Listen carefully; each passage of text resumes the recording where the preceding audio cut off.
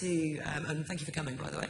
If I could go back to the comments and experience you were talking about earlier on partnerships and balance and where you draw the line between help and enforcement on people. I know that Hackney and a number of other councils across the country are starting to introduce public space protection order measures.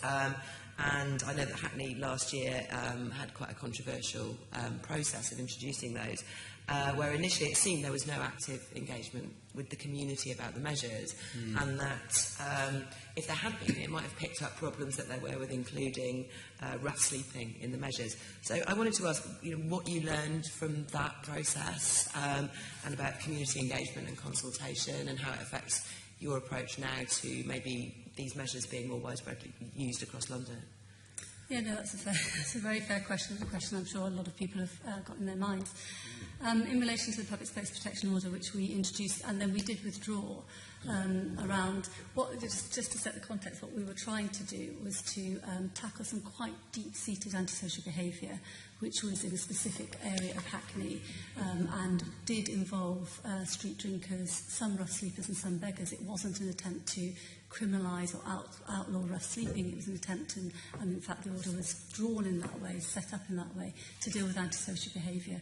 When I talk about antisocial behaviour, it was a case of defecation, urination in public spaces, people being spat at and being shouted at, and it was causing a lot of problems for residents and businesses in that area.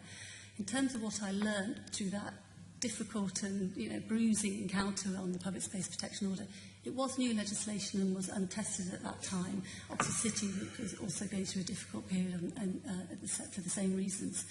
And I think what I've definitely learned is, and I knew it in the back of my head as well, is the absolute importance of much wider public consultation, not just statutory consultation, because we did undertake consultation within the small area of the Public Space Protection Order.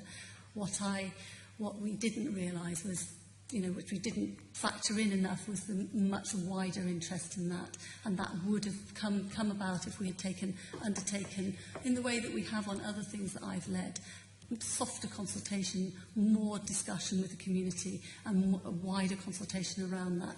So that's certainly something I have learnt and something that I would wish to bring to this role. In drawing up, for example, the Mayor's Police and Crime Plan, I would want to ensure that not only does the public statutory consultation take place, but that there is a lot of discussion with the lead authorities and lead partner agencies in the Metropolitan Police before we published it, to ensure that what was in it had already been consulted on to a certain extent, and then you had the wider public consultation.